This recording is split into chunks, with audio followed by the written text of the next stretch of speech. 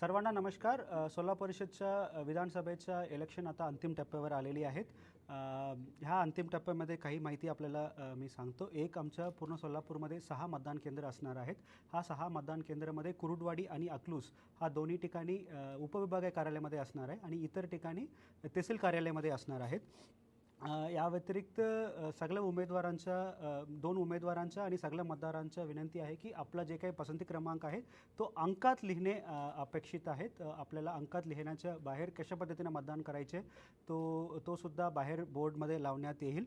या व्यतिरिक्त मतदान केंद्राच्या आतमध्ये कोणतेही इलेक्ट्रॉनिक गॅजेट आणि पेन घेऊन जाण्याच्या अनुमती नाही आहे।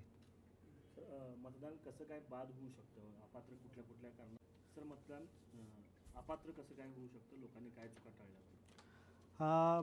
4-5 गोष्टी मतपत्रिकामध्ये दिसल्या तर हा मतपत्रिका आम्ही अपात्र करणार आहेत।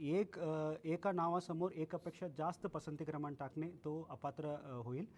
दुसरा शब्दमय पसंती क्रमांक लिहिलं तर तो सुद्धा अपात्र होईल, तो सुद्धा अपात्र होईल। आणि तिसरा आम्ही दिलेले जांभली पेन सोडून इतर पेन वापरून पसंती क्रमांक लिहिलं तर तो सुद्धा अपात्र होण्याच्या पात्र आहेत। आणि एकसारखे पसंती क्रमांक 2 उमेदवाराला दिलं तर तो सुद्धा अपात्र होण्याच्या शक्यता आहेत। आणि पसंती क्रमांक 1 ना टाकणे तो सुद्धा अपात्र होण्याच्या शक्यता जास्त आहेत। सर मतदानाची जी ट्रान्सपरन्सी ती राहण्यासाठी काय प्रयत्न आहेत नेमके?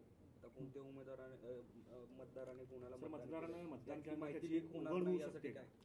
नक्की मी सर्वांना सांगू शकतो, सगळ्या उमेदवारांना आणि सगळ्या मतदारांना मी सांगू शकतो की अशा पद्धतीनं ओळख होण्याची शक्यता नाही आहे। आम्ही मतपेटी ओपन केल्यानंतर सगळं मत एकत्र टाकणार आहे, तो पूर्णपणे आम्ही मिक्स करणार आहेत, मिक्स करूनच आम्ही काउंटिंगमध्ये आम्ही देणार आहोत। त्यामुळे कोणत्या मतदार कोणाला मतदान केलं तर असं बाहेर माहिती बाहेरची शक्यता कुठेही नाही। Okay, good.